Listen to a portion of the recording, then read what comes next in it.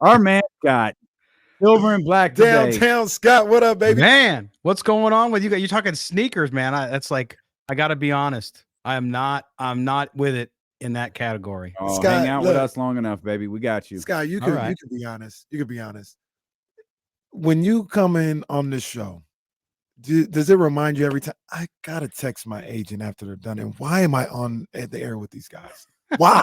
Never. These guys were talking about a 13-foot alligator 3 minutes ago. I'm just glad, KC, you're not absent again, man. We missed you. I'm here, man. I'm here. I'm back, baby. I'm ready to go. It's in season now. Football's in full swing. Basketball about to start. I'm not going nowhere. All right. Hey, Scotty, the Raiders suck, man. Damn. That's how we going to Scott first. I'm sorry, Scott. Am I wrong? Is that a technical term? Yes. No, they're awful. They are frustratingly awful. And just like we talked about last week, Josh McDaniels is a jackass. Oh. He's a jackass. How you going to call Aiden O'Connell like that? Like, you think that's what your rookie quarterback needs? Yeah. Okay. Let's be serious. Scott Gulbransen, silver and black today. Scott, what do you think of Josh McDaniels' post-game remarks about quarterbacks turning the ball over? Yeah, I thought it was consistent with his personality. I'll put it that way. And I think this is, if you go back to the days, his first stint in Denver, and some of the problems you heard about with personality, with relating to players, that kind of stuff. And look, I get it. You know, some people, it's called reading the room. And yes, the rookie made lots of mistakes. There's no question. All you have to do is watch the game and see that. But at the same time, there's a way to do it. You know how your parents always had a way of saying something to you where you're like, okay, yeah, got it. I'll learn. And then they had a way of saying it to you and it just crushed you. Right. And that's what he did. He was, well, yeah, you got to take care of the ball. How about you actually have someone try to block Khalil Mack? How about that? That's a good idea. Yeah, maybe you might want to consider that. Now, he did say they tried a couple things, but clearly didn't try a lot of things that worked. He went to the Brian Daboll School of quarterback protection. Yes. And I mean, 7 times. The kid was sacked 7 times, 6 by one guy. I mean, just craziness. So yeah, I think when you look at this, it continues to be ineptitude from the standpoint of not only are you able to coach these guys and win football games, but they're not using their talent either. I mean, you get down to the goal line, and on the last pick, Aiden O'Connell should have seen the coverage, but you have Josh Jacobs and you're on the 4-yard line and there's over 2 minutes left. Why wouldn't you run the ball a down or two? Maybe that was, I mean, you've got drawing a blank on the running back, Josh Jacobs. Josh Jacobs. I don't know why I wanted to call him Jones for whatever reason. You got Josh Jacobs in there who looks like he was starting to find his groove. Like at least at the goal line. We're really grading on a curve right now. At least at the goal line. He had just scored from the 1-yard line the previous possession. That's fine. Give him the ball back. Let him cook again. I'm very pleased that Josh Jacobs can run a yard now. Well, that's all you need. That's all you needed to get in the end zone and tie the game. Yeah.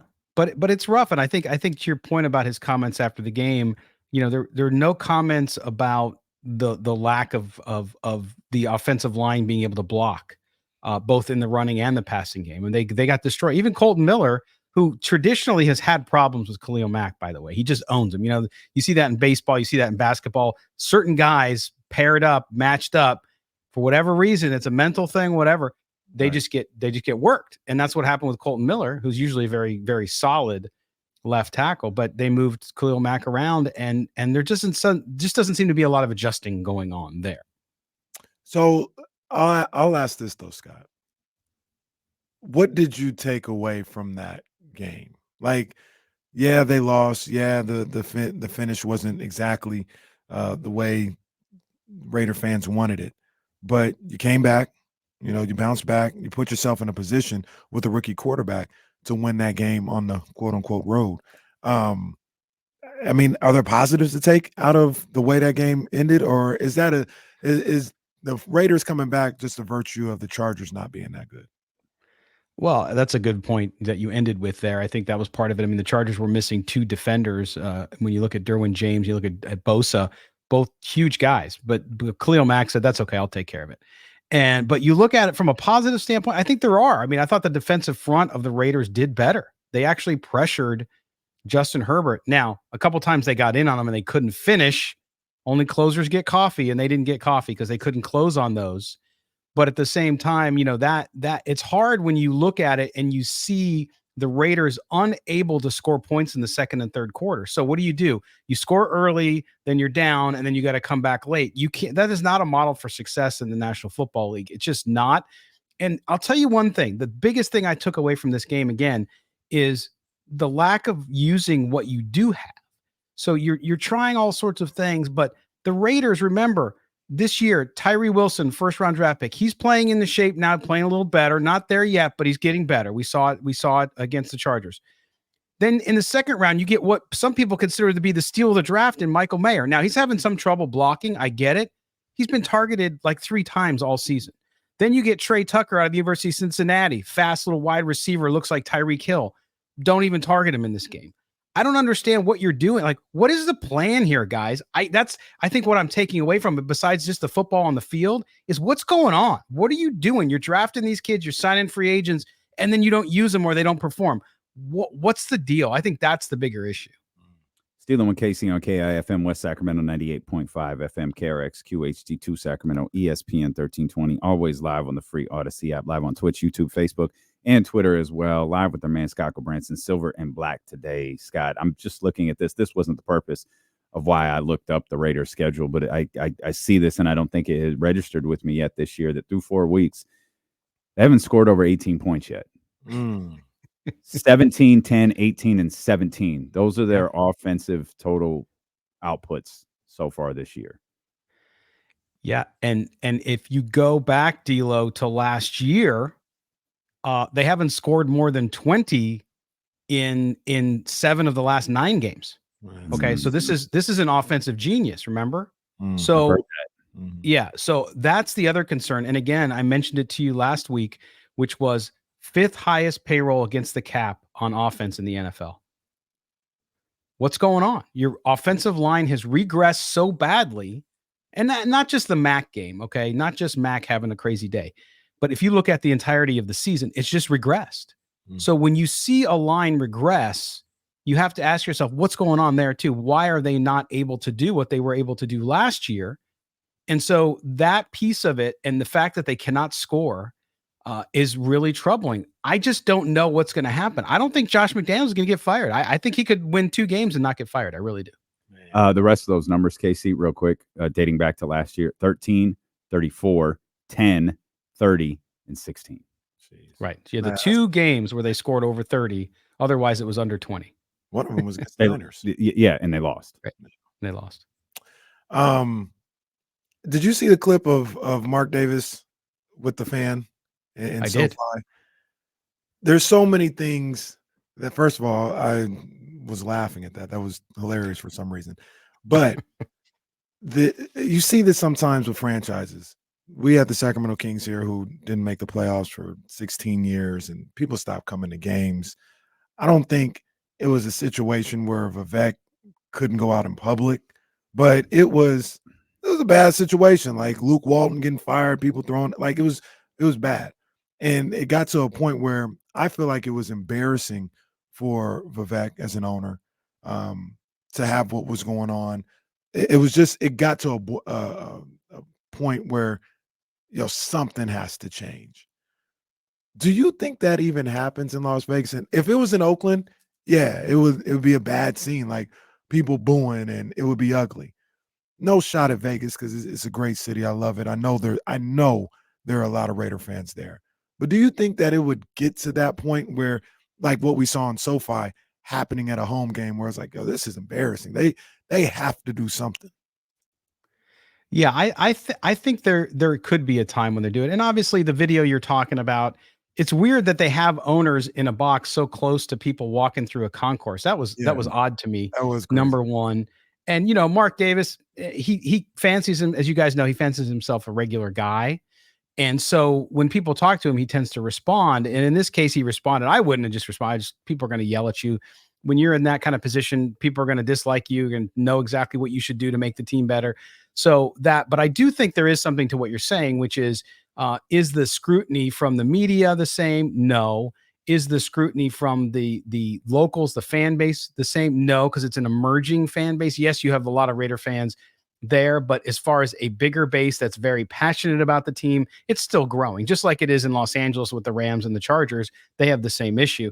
And so I think that I don't think the pressure is going to get notched up a lot there because of that. But we also know Mark Davis has a sneaky bad temper, right? Nobody talks about it, but he kind of does. When he gets embarrassed or he feels like things aren't going well, he can, from what I've been told from people close to him, he can get a little impulsive and angry. So if that happens, then maybe something goes down and something happens. Or last year he had a couple times where he pulled after the game, he pulled up in the locker room and had a talk with Josh McDaniels in the back room. So we might see that. We haven't seen it yet. And that's the question I ask, guys. I don't know what the agreement before the season was. Right. Maybe McDaniels and Ziegler got the sign off that, hey, this is a rebuild year. We're not focused on wins. That would be crazy. And you can't say that to fans, but maybe that's the deal they have. It seems like it because nobody seems to be that concerned. But if that's the case, why wouldn't you be playing Aiden O'Connell instead of Jimmy Garoppolo? Yes, it's a great question. Why would you go out? Yeah, why would you even $33 million? Yeah. The schedule, Scott, it's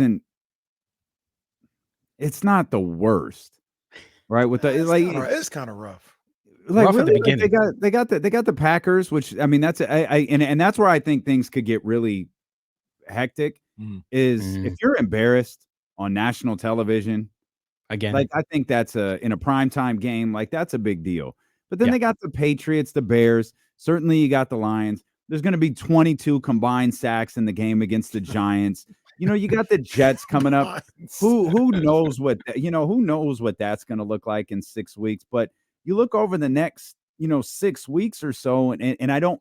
It's tough. It's not overwhelming. You're right. And I don't know how to sell the Raiders winning any of these. Yeah, I would say this. I think you're right about Sunday. Well, I think you're right about Monday night, right, against the Packers at home. Then you have the Patriots. Patriots are not a good football team. They don't have a quarterback. So you look at that situation, and then you go to the Bears. I mean, if you can't beat the Bears even on the road, you're in trouble. Now I know Justin Fields had a nice little game before it exploded at the end. But, if the Raiders want to turn around their season and make it respectable, I think they got to win 2 out of the 3, if not all 3. If they can do that and put it together, I just don't have any faith that they can. And I'm not trying to be a downer for Raider fans out there. Yeah. I'm just show me, don't tell me, show me how many. I've listened to 2 years of press conferences of the same crap every time. Well, we just got to execute better. Yeah, you do. And you're not doing it. So it's not being a downer. It's just acknowledging I don't know how to tell you this team's going to win a football game. It can happen, but how am I going to tell you it's going to happen when we haven't seen it? You know what I mean? Right. Yeah. That's where I say I can't pick them in a game. Like I said, they could win all 3 of them, or they could very easily lose all 3 of them. And then we'd be in a much different situation. There's fans now who really want them to lose. At least they say that. I know they don't really mean it. But with Caleb Williams and Drake May there in the draft, and Raider fans thinking, yeah, even if Aiden O'Connell's an okay quarterback, he's not a first-round bona fide like Caleb Williams is. So you're starting to, when you're 4 games into the season and Raider fans are talking about the draft, you're not in a good place. It's October 3rd. We just got to October and we're talking about it. Real quick, Scott, before you leave, is everything okay with Devontae Adams? He left, obviously was able to come back and play. Is he good, or are they still kind of evaluating stuff? Well, yeah, we'll get an official injury report later today. It'll be the first one of the week. But man, what a tough dude, huh? And you talk about a competitor. I mean, a lot of guys probably would have just sat it out at that point, right? But he came back and he was effective. You could see him dragging his arm. Of course, he had the bandage on there. But we'll find out later today, KC, on what's going on with that shoulder, obviously with participation today. And then I'm assuming he'll take a veteran day today to give it some rest. And then we'll find out exactly what he's listed as either a probable or whatchamacallit. I just blanked. I'm sorry, guys. But yeah, so we'll see what the designation on the injury report comes back with today. Well, can't wait to see what we're talking about next week going into Scott's appearance. Always an intention. It is It'd for be sure. nice to talk about some good football for once. Well, it would be nice to talk about Yeah. good football, but we're talking about the Raiders. So Oh, that's a shot. it is a shot. They're a bad football team. Hey, And Scott makes covering a bad football team a lot of fun. by the way, I know we got to go because you're probably coming up on it, but did you see Richard Sherman's podcast video today where he talks about Max Crosby? He talked about, he says, hey, Max Crosby's being wasted in Las Vegas. They got to get him out of there.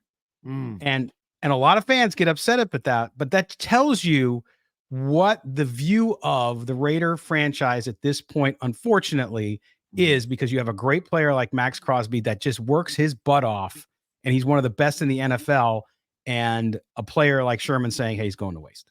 That's tough. That's tough. Scotty, we appreciate you, man. Thank you as always. Appreciate you, big dog. Thank you, gents. You take care. Have a great week now.